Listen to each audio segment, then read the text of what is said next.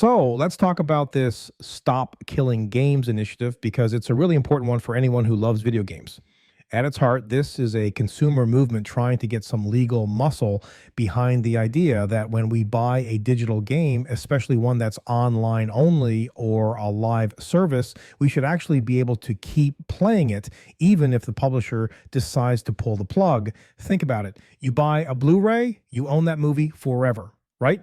But with games like Ubisoft's The Crew, they just shut down the servers and suddenly the game you paid for is gone, unplayable. This initiative is all about saying that's not fair, that these termination at any time clauses in contracts are actually unfair terms, especially under EU consumer protection laws. Right now, the big push is happening in the European Union and the UK with a petition aiming for 1 million signatures by July 31st. The hope is that if they can get legislation passed there, it'll set a global precedent, kind of like how the EU pushed for USB-C chargers. The solutions they're proposing aren't unreasonable. They're not saying publishers have to keep servers running forever.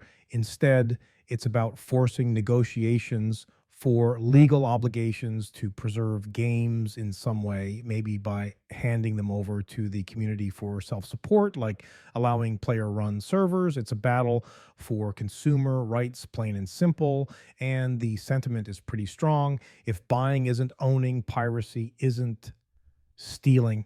That phrase really hits home for a lot of us. Now, the initiative has a lot of support, especially from folks like Ross from Accursed Farms, who's been doing a fantastic job explaining the legal arguments and rallying the community. You see a lot of support on Reddit and from other YouTubers. And there's always a but, it's also faced some pretty vocal opposition, most notably from YouTuber Pirate Software. He's been accused of spreading a lot of misinformation about what the initiative actually aims to do, like falsely claiming it would force companies to support games indefinitely. Critics point to factual inaccuracies in his videos, a perceived lack of accountability, and even past controversies in his own conduct, suggesting his actions have hurt the movement's progress.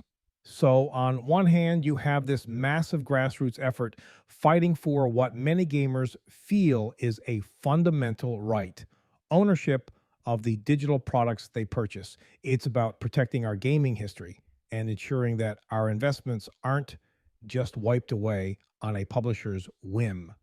On the other, you have this very public opposition that, regardless of intent, has sown confusion and actively discouraged people from signing. It's a complex situation, but ultimately, the Stop Killing Games movement is a crucial moment for gamers to make their voices heard and push for a future where our digital libraries are truly ours.